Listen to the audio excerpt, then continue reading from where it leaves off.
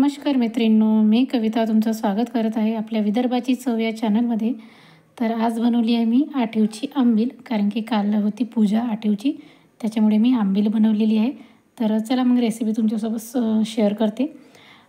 तर मी हिरव्या मिरच्या घेतलेल्या आहे 2, खलबत्त्यामध्ये कुटून घेणार आहे. तर 2 मिरच्या घेतल्या आहेत, त्याच्यासोबत 2-3 लसणाच्या पाकळ्या घेतल्या आहे आणि त्या छान आपल्या खलबत्त्यामध्ये ठेचून घ्यायच्या आहे.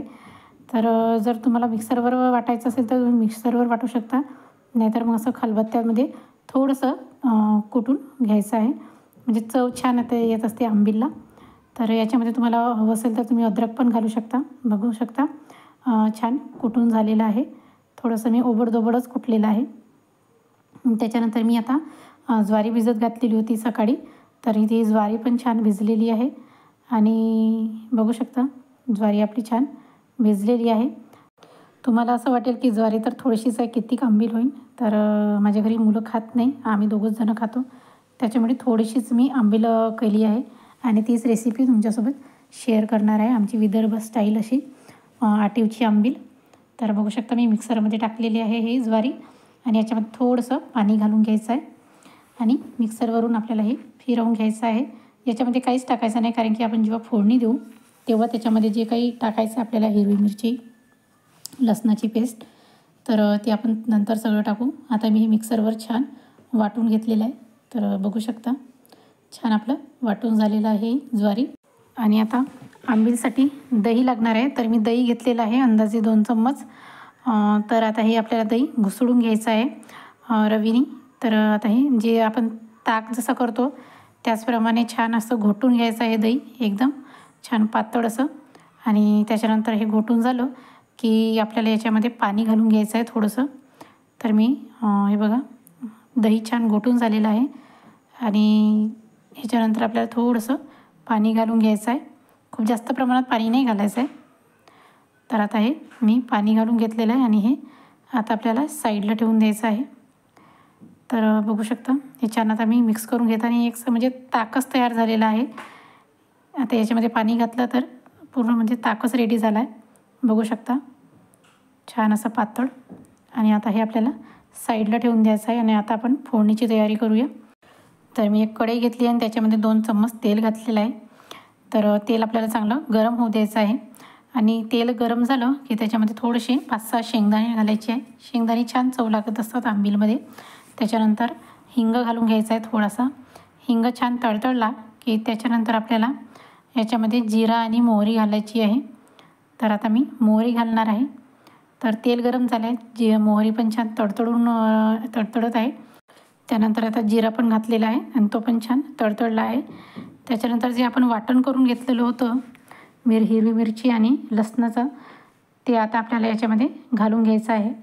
तर मी 1 चम्मचच घातलेला होता, कारण की आंबील थोडीशीच होती, त्याच्यामुळे जर जास्त पूर्ण घातलं असतं तर तिखट झाली असती. तर मी थोडीशीच म्हणजे 1 चम्मच असं वाटण घातलेलं आहे आणि छान आता मिरची आणि लसूण छान तडतडू द्यायचं आहे. त्याच्यानंतर मी तो गोडलिंबाचा पाला घातलेला आहे आणि त्याला पण छान तडतडू द्यायचं आहे. तर बघू शकता हे आपले सगळे शेंगदाणे पण झालेच आहे, थोडेसे लालच झाले जास्त. आणि त्याच्यानंतर आता आपल्याला हे परतून घेतले आणि हळद घालून घ्यायची आहे थोडीशी, चिमूटभर, अर्धा चम्मच मी हळद घातलेली आहे. सध्या आता दिवाळीची साफसफाई आणि हे ते रंगरंगोटी सुरू असल्यामुळे आपले व्हिडिओ खूप कमी येत आहे, तुम्ही समजू शकता.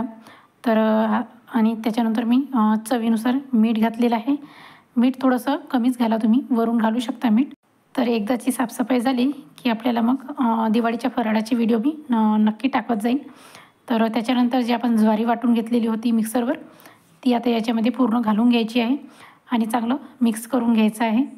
तर आता दिवाळी खूप जवळ आलेली आहे, अजून साफसफाई म्हणजे व्हायचीच आहे, अर्धी झालेली आहे, अर्धी व्हायची आहे. कारण की मुलांचे पेपर आहेत, मुलांचा पण अभ्यास घ्यावा लागतो आणि त्याच्यानंतर घरी शॉप असल्यामुळे दुकानात पण लक्ष द्यावं लागतं आणि त्याच्यासोबत साफसफाई आणि अजून बाहेरचे काही कामं आहेत. त्याच्यामुळे एकदम म्हणजे वेळच नाही मिळत रेसिपी म्हणजे शूट करायला आणि व्हिडिओ बनवायला, त्याच्यामुळे आपले व्हिडिओ खूप कमी येत आहे. तर आता एकदाची साफसफाई झाली की आपले व्हिडिओ कंटिन्यू येतील आणि दिवाळी फराळाचे वगैरे व्हिडिओ मी नक्की टाकेन. तुम्ही थोडंसं समजून घ्या.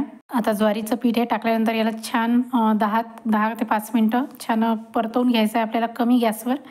आणि कमी गॅसवर छान परतून झालं की याच्यामध्ये जे आपण ताक तयार केलेलं होतं ते पूर्ण ॲड करून घ्यायचं आहे. कारण की आंबील म्हटलं तर थोडीशी म्हणजे आंबटच पाहिजे. तर याच्यामध्ये मी वरून पाणी ॲड केलेलं नाही, एकही थेंब पाणी ॲड केलेलं नाही. जो आपण ताक तयार केलेला होता दह्यापासून, 2 चम्मच दह्यापासून, त्याच्यामध्ये जेवढं पाणी टाकलं तेवढंच. वरून मी एकही थेंब पाणी नाही टाकलेला. त्याच्यानंतर हे बघा छान अशी म्हणजे पातळ अशी दिसत आहे आता. पण थोडेसे गळे होते ते आपल्याला फोडून घ्यायचं आहे. नंतर जेव्हा ही शिजली तेव्हा एकसारखी मऊसूत अशी आंबील तयार झाली होती.